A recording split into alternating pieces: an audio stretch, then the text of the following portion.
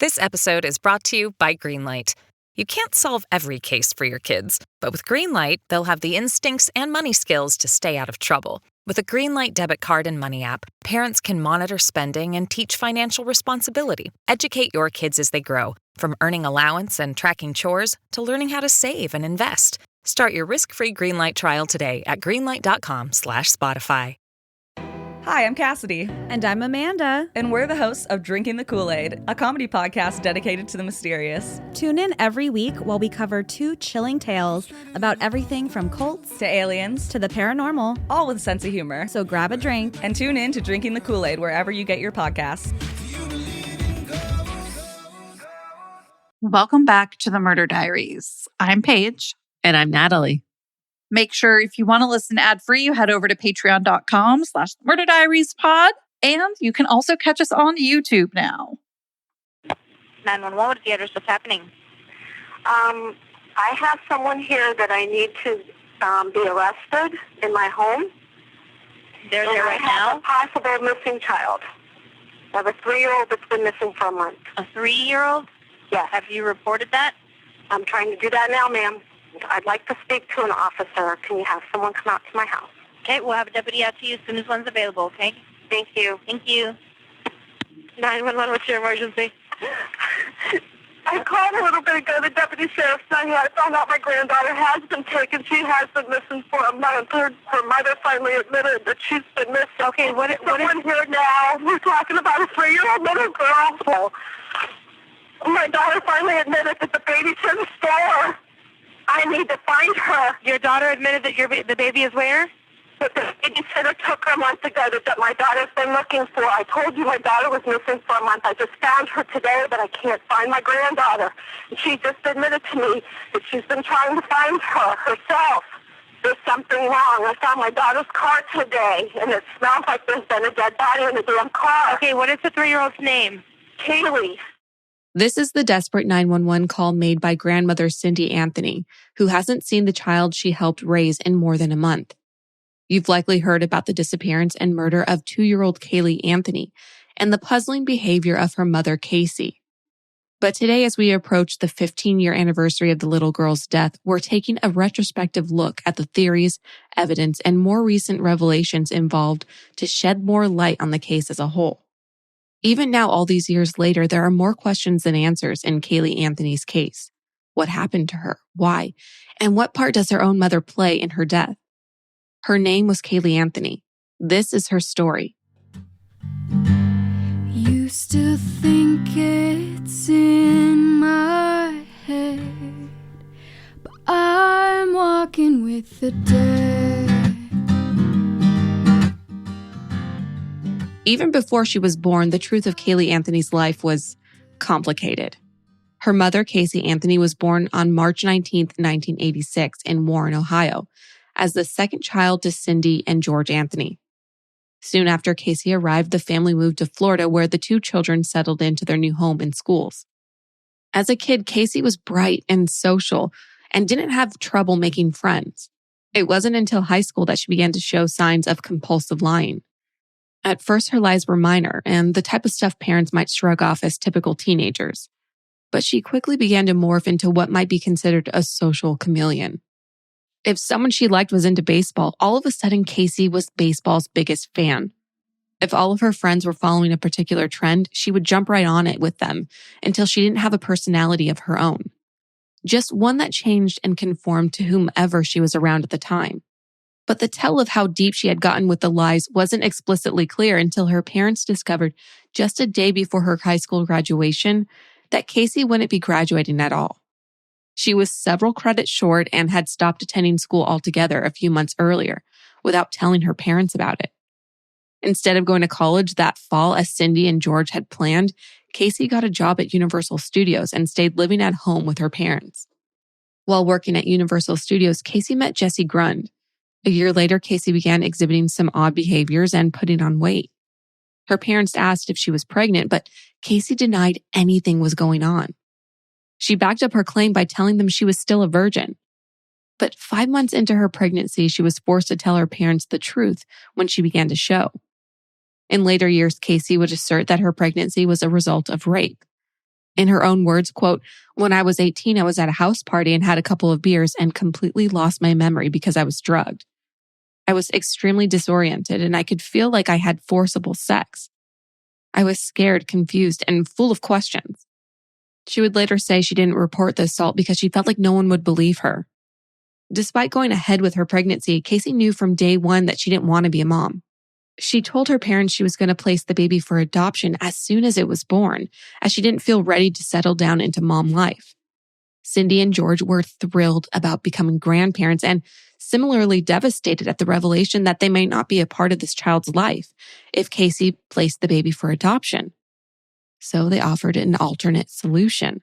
They would raise the baby themselves. Caylee gave birth to Caylee on August 9th, 2005. Soon after Caylee was born, Jesse Grund, the guy who Caylee asserted was the father of Caylee, proposed. Caylee would later admit that she had led Jesse to believe that he was the father when she knew he wasn't.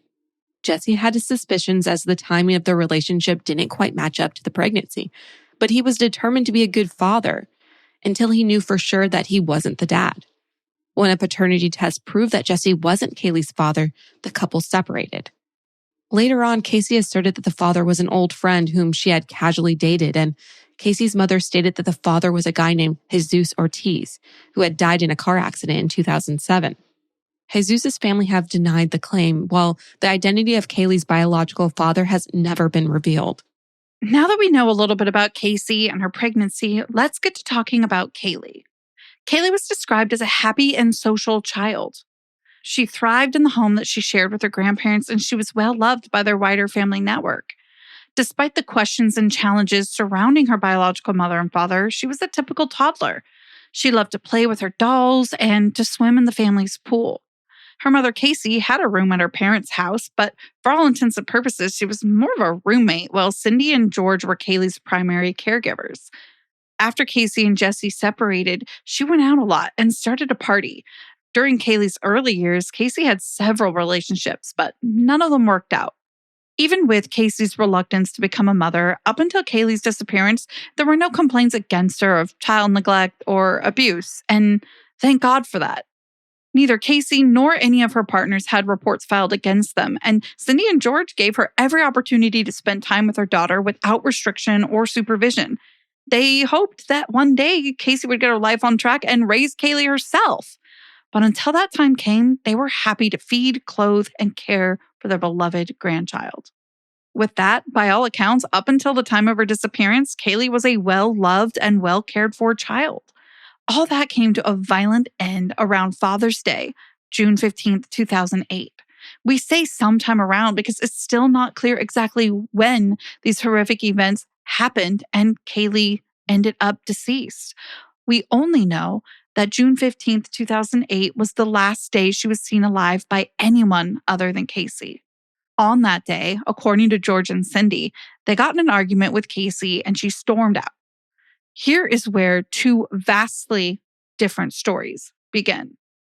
On one hand, you have George and Cindy's side of everything, and on the other, Caylee. The final version from Caylee's perspective wouldn't be revealed until years later. Let's start with George and Cindy's point of view. They recall that the fight was about something minor, dealing with something about support for Caylee. They claim that Caylee stormed out of the house and took Caylee with her, and then drove off to her boyfriend's house. According to that boyfriend, when Caylee arrived, Caylee wasn't with her. She told him that she had left Caylee with her parents. Cindy and George also believed that Caylee was upset and ticked off, but that she would probably end up coming around eventually. They weren't really worried about that. But when they didn't hear from Caylee for days, that's when they did begin to worry. Caylee didn't bring Caylee home as expected, and she hadn't taken any of her belongings with her when she left. So we have a child without really anything she needs for proper hygiene, change of clothes, toys, that sort of thing. It's at that point that they started calling Caylee repeatedly and asking her to see Caylee. Caylee told them that she had hired a nanny to care for Caylee while she worked and that she was staying with her friends. She gave her parents a name too, Zenaida Fernandez Gonzalez. Every time Cindy and George made one of their calls to Caylee and asked to speak with Caylee, she would tell them that she was with Zenaida or that she was on a trip to Disneyland or Universal Studios, you name it. But whatever it was, Caylee wasn't there. And now let's talk about Casey's point of view. There are actually a few versions, so let's start with this one first. She also supports that she had a fight with her parents, but she says it was over them questioning her ability to raise her daughter. She says she left her parents' house and stayed with her boyfriend. So it's really not that different than Cindy and George's there. She says she went to work and left Caylee with the nanny. This doesn't really differ too much from George and Cindy's side. But at some point in the days after the argument, Casey claims that the nanny kidnapped Caylee and that she tried everything she could to get her back. 31 days after Cindy and George last saw Caylee, they received a call telling them that the car used by Casey had been impounded.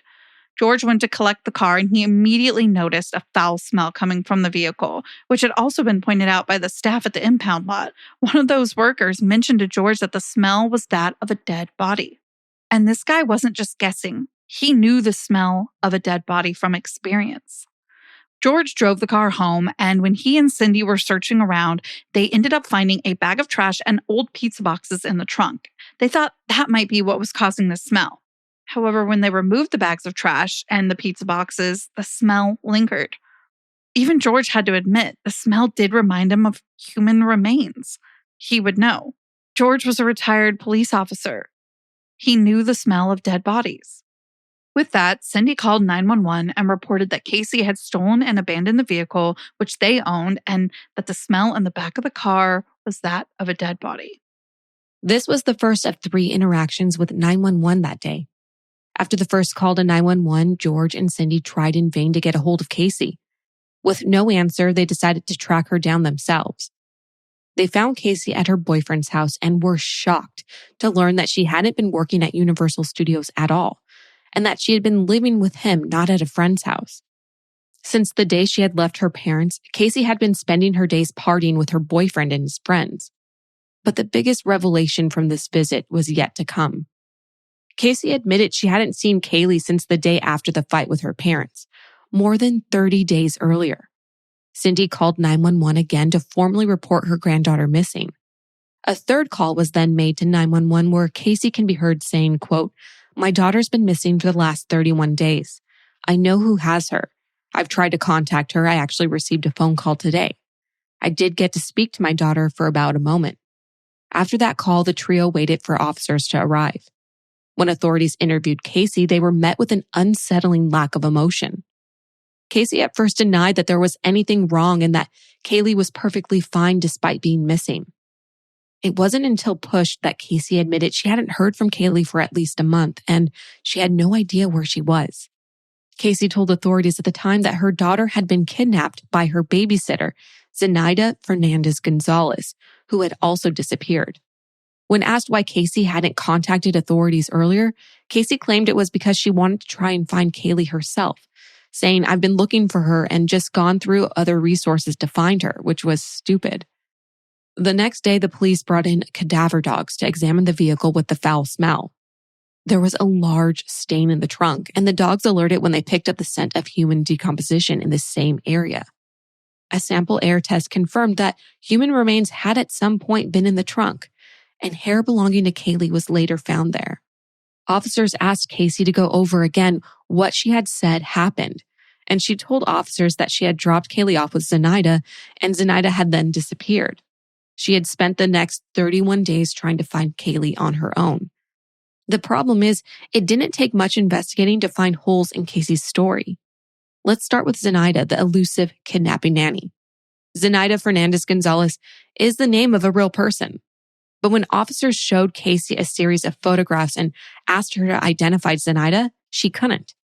When she was asked to show officers the location where she had last seen Caylee when she dropped her off with the nanny, Casey took them to an empty apartment. A closer look at the property records showed the apartment had been empty for more than 4 months, long before Caylee went missing. And no Zenaida Fernandez-Gonzalez had ever been a resident of the apartment.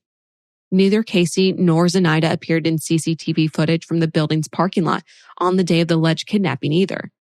With no evidence that Zenaida, whom Casey referred to as Zanny the nanny, even existed, Casey was arrested and taken into police custody the day after Caylee was reported missing.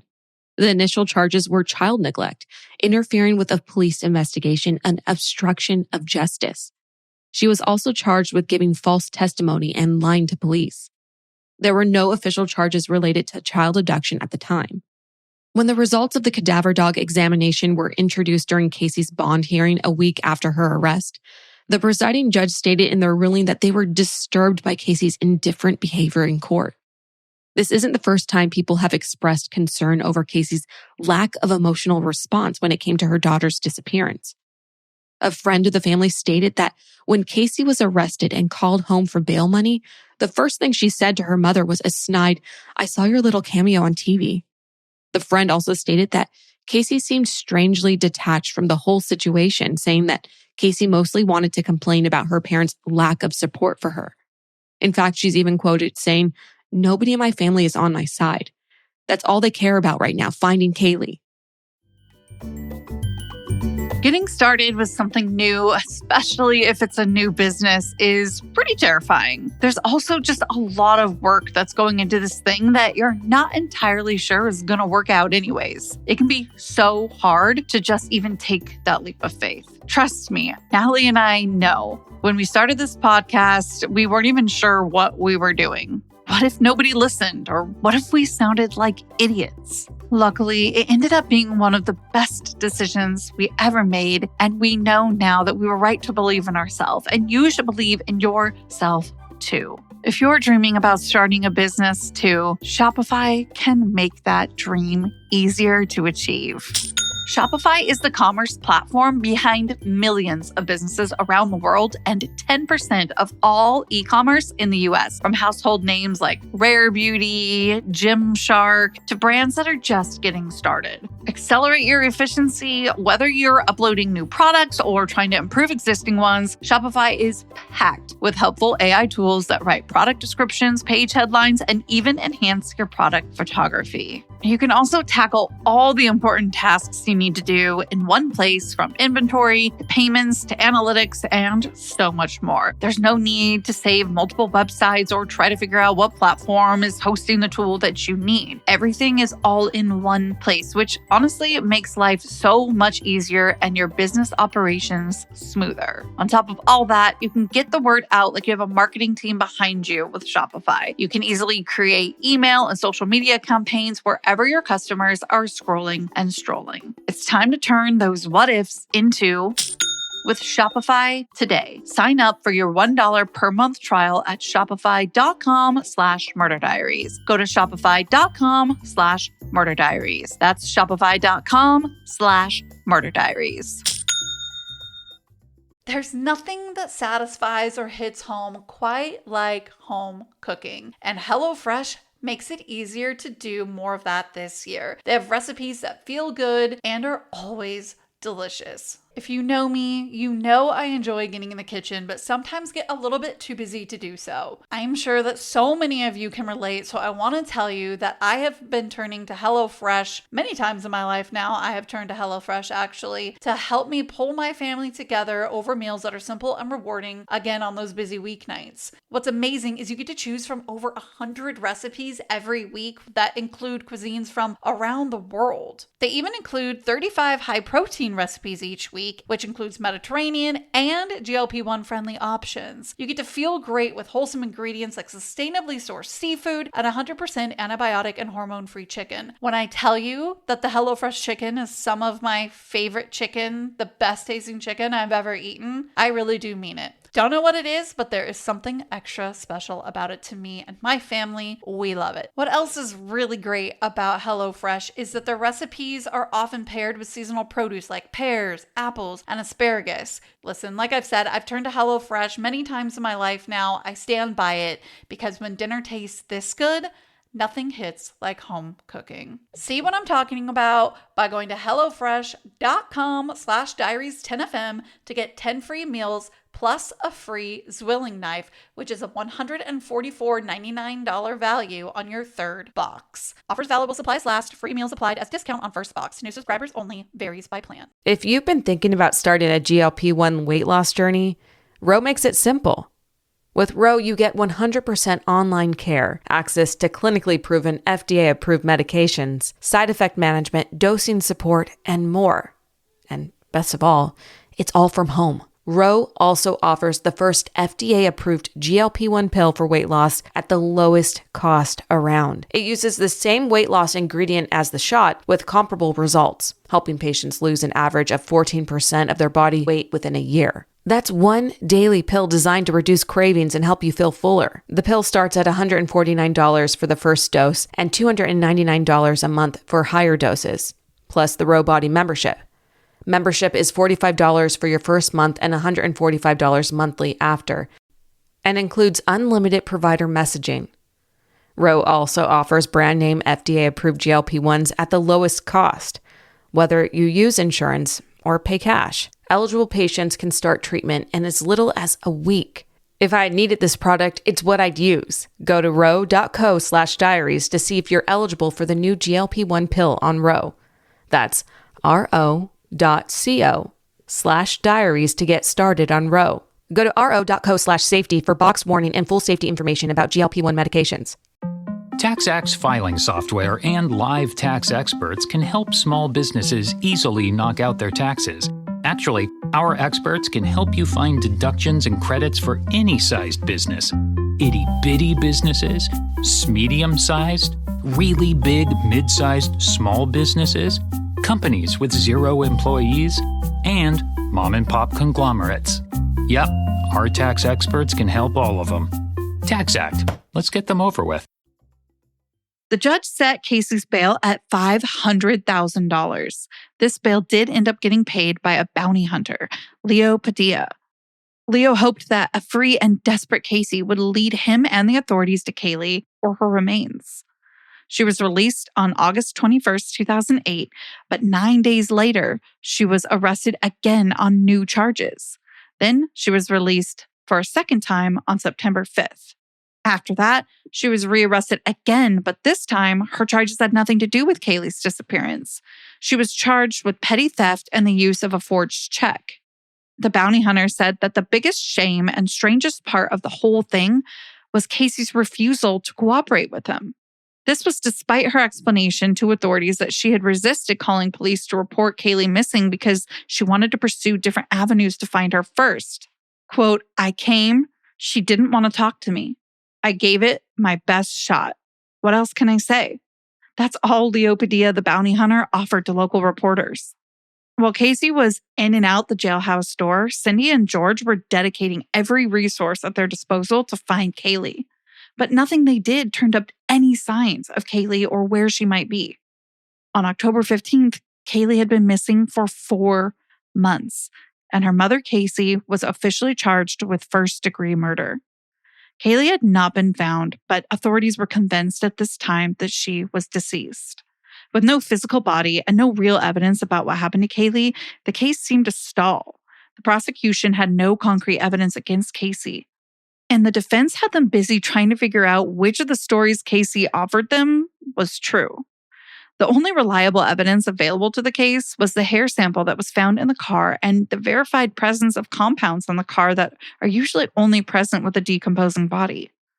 All that was about to change when on December 11th, a maintenance worker named Ray called police with a startling discovery. He had found a body in the woods, less than 1 mile from the home of Cindy and George Anthony. The medical examiner verified the remains belonged to that of Caylee Anthony, who would have been 3 years old now should she have been alive. Her body was found in a black garbage bag, which also contained a baby blanket. Due to the advanced decomposition of the body, the autopsy was unable to identify Caylee's exact cause of death. The bones had no visible evidence of trauma. The one thing they could definitively say, though, was that duct tape had been used on Caylee's face around her mouth and nose. They were able to determine this because some of the duct tape that they found had strands of hair attached to it. Caylee's death was eventually ruled a homicide of undeterminable means. About a month after Caylee's body was found, George was found in a hotel room in Daytona Beach, Florida, under the influence of drugs and alcohol. Along with him, a 5-page suicide letter was found. Luckily, he was discovered before he could attempt to take his own life, and he was taken into protective custody. Caylee, on the other hand, was busy preparing for trial, and she retained the services of Jose Baez as her defense attorney. The trial against Caylee began on May 24th, 2011. Her trial would later be described as an absolute spectacle, filled with half-truths, lies, and a lot of social media influence. Neither the prosecution nor the defense could avoid criticism. But before we can get into witness testimony, let's review the evidence the prosecution was relying on to convict Caylee. There was the car, which provided some forensic evidence, including strands of Caylee's hair, the presence of a few chemical compounds in the air consistent with those caused by a decomposing body, and the stain in the trunk. There were also trace amounts of chloroform found in the trunk. Caylee's mother, Cindy, claimed that the chloroform was hers, and the stain in the trunk had been in there since Caylee bought it. It should also be noted that investigators found evidence that someone had done an internet search for chloroform on the Anthony's family computer during the hours that both Sydney and George were usually at work. But Cindy took credit for that too. Prosecutors initially thought that there had been multiple searches, but it turns out that there had been a system glitch rather than a repeated search for chloroform. We mention this because the presence of chloroform would become a critical factor in the trial. Some evidence was recovered from Caylee's body. She had been found in the woods 6 months after her disappearance by a maintenance worker named Ray Kuntz. Investigators later revealed that Ray had called the police in the summer and suggested they look for Caylee there. Investigators positively identified the duct tape had been used around her face, mouth, and nose, but due to decomposition, they couldn't positively identify a cause of death. No drugs or chemicals were found in her system, and there was no clear evidence of trauma on her body. No fingerprints were found on the duct tape either. There were also no signs of drowning, which was an alternate cause of death later offered by the defense. The last factor the prosecution were relying on as evidence was the strange response and behavior of Caylee herself. Caylee had told her parents she was staying near Jacksonville in the weeks after she took Caylee from their home that last time. It turns out she had been living with her boyfriend, Tony Lazaro, in Orlando, partying and even getting a new tattoo during the time when Caylee had supposedly disappeared with the nanny. The judge who set her bond was disturbed by her lack of emotion, showing neither grief nor remorse. During the murder trial, however, Caylee presented herself completely differently. Photographs taken at the trial show her with wide red eyes, looking very much the part of a scared and heartbroken young mother. But it was the story she wove during the trial that created the image of a far more desperate and sinister woman. Now that we know the evidence the prosecution was presenting, let's talk about Caylee's defense. Caylee claimed in her 911 call on July 16th that she had spoken to Caylee on the phone that day. This was despite forensic evidence proving that Caylee was already deceased by that time. The autopsy had confirmed that Caylee had likely died on or around June 15th, the last day that she had been seen by her grandparents. The defense then claimed that the nanny was the current girlfriend of Jeffrey Hopkins, and that Jeffrey once dated Caylee too. Jeffrey was supposedly the person who had introduced Caylee to the nanny. When called as a witness, Jeffrey denied all of these claims, and he testified that he didn't know anybody by the name of Caylee and definitely hadn't given a Caylee the name of a nanny. Ultimately, the nanny was considered to be entirely made up. Cindy explained to the court that Caylee had told her that she and Caylee were having day trips to Disney World and Universal Studios every single time she tried to make contact with her granddaughter. Again, though, forensics showed that Caylee was likely deceased since the last day that Cindy had seen her. So during these phone calls, she was likely already murdered. It wasn't just denials and redirects that Caylee relied on for her defense. She ended up offering an entirely alternative version of events, and her claims went back far earlier than Caylee's murder. Through her lawyers, Caylee told the court that Caylee had drowned in the family pool at the hands of her grandfather. She claimed that she was asleep when George came into her bedroom holding Caylee, who was already deceased. After that claim, she admitted that she and her parents had covered up Caylee's drowning for fear of legal repercussions. She then went on to say that George had the idea to stage Caylee's accidental death as a murder. Her lawyers also claimed that Ray had been asked to hide the body, which is how he knew where to find it in December. But there was no greater shock than when Caylee claimed that her father had been sexually assaulting her since she was 8 years old. She gave this as the reason why she had appeared so indifferent during the whole situation. Caylee did not take the stand during her trial, and this NBC Peacock special was how she broke her silence. He'd put a pillow over my face and smother me to knock me out. I'm sure there were times where I was incapacitated as a child where my body was limp and lifeless. I know what he did to me, and that was my fear. I had one job: to keep her safe. I failed her again and again and again because I still protected the person who hurt me. I did protect my abuser and protected her abuser, and that crushes me. While Caylee did not take the stand, she told her team that she had lied and gone along with her father's staged murder plan because she was afraid of him. After all the years of trauma and sexual abuse, one could understand that. Despite the implausibility and changing nature of the defense's version of events, the challenge the prosecution faced was proving exactly what did happen. While Caylee was found with duct tape on her face, there were no fingerprints to prove who put it there. If Caylee had drowned, as Caylee claimed, her lungs and skin had decomposed enough that by that time, the decomposition could have erased the evidence. While a forensic investigator did confirm they found evidence of chloroform in the trunk of the car, no drugs or chemicals were found in Caylee's system. The prosecution had pushed for the death penalty, meaning that the jury would have to be convinced beyond a reasonable doubt of Caylee's guilt. And while there was plenty of doubt as to Caylee's innocence, there was very little actual proof to counter it. It did not help that Cindy and George Anthony seemed convinced of their daughter's innocence. One piece of evidence that the prosecution used in their case was the fact that in March of 2008, someone had searched for chloroform on the family's computer during the hours when Cindy and George would usually be at work. However, Cindy claimed that she's the one who had searched for chloroform, and she told the jury that the stain found on the back of Caylee's car had been there when she purchased it. Even when his daughter accused him of firstly being responsible for Caylee's drowning, then being the instigator of a murder cover story, and then accusing him of sexual assault, George Anthony proved to be a difficult witness to deal with. He repeatedly threatened to walk out of the proceedings and cursed the prosecution for, quote, tearing apart his family. You don't realize what you've done to us, and you don't care. I hope you never have to go through what I've gone through. Then there was the social media scrutiny of Caylee and the trial. From the day the story went public, the coverage of the case was intense. Fan pages supporting Caylee went to battle against pages proclaiming her guilt. Even before the trial began, it had to be moved to another jurisdiction, as there were claims it would be impossible to find an untainted jury pool. The coverage of her trial was compared to the infamous O.J. Simpson trial, and Caylee became a regular talking point on many TV talk shows.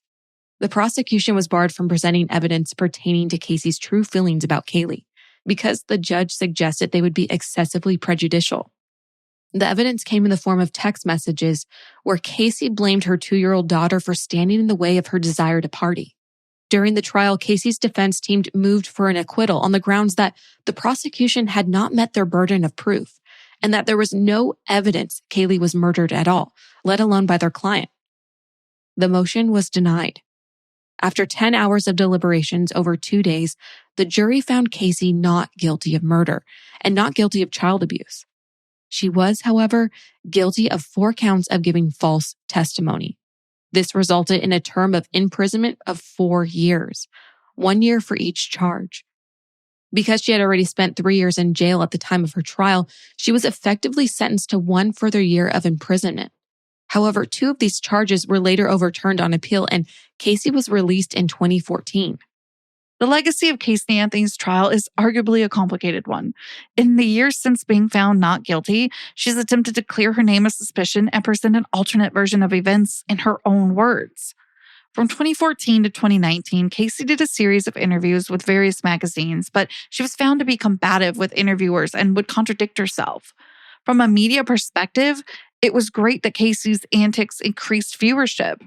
However, for those desperately sad about Caylee's death and wanting answers, it seemed that the coverage of her story had become more of a source of entertainment than a quest for justice.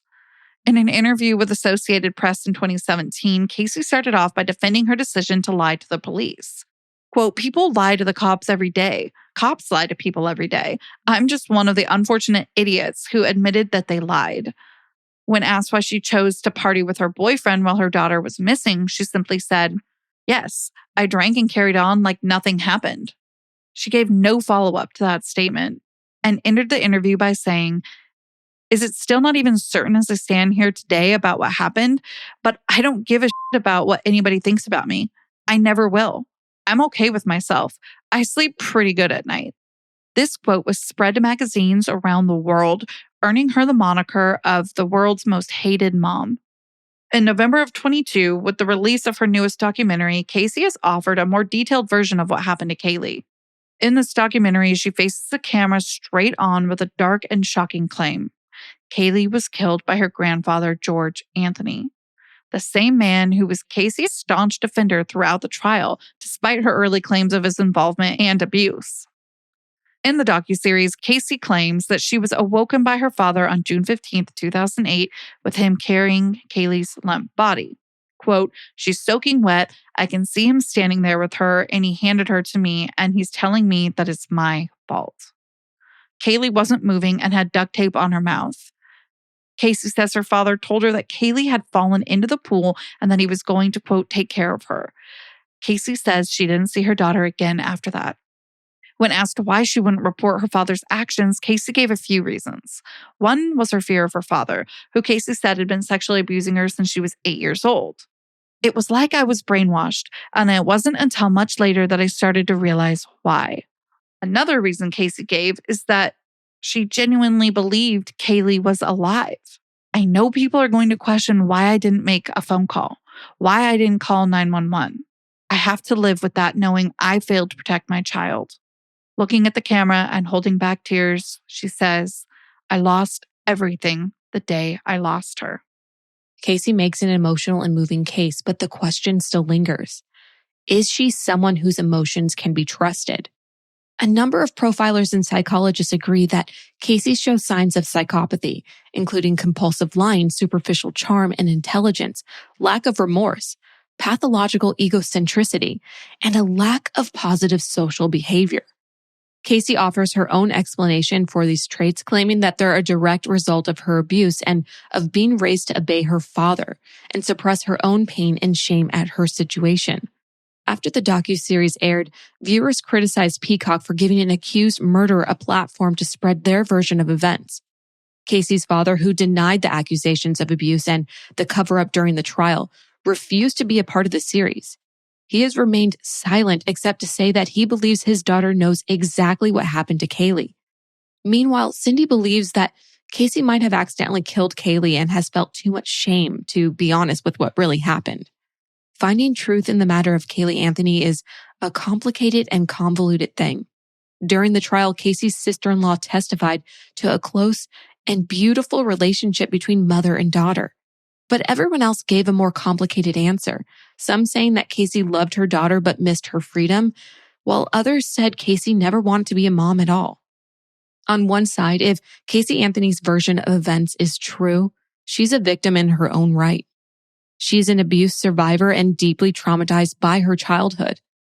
On the other side, if she is lying, she could very well be a psychopath and is at least a manipulator, using the media to influence public opinion and to help her get away with murder. Or maybe there's a third option, somewhere between the two. The truth underneath all the questions is known to one person and one person only, Caylee Anthony herself. That's it for this week's episode, but be sure to check us out on Mondays for unscripted celebrity deep dives, Tuesdays for documentary discussions, and on Thursdays for our true crime case coverage. You can also find us on social media at the Murder Diaries Pod. We're everywhere. TikTok, Instagram, even YouTube. Until then, stay safe.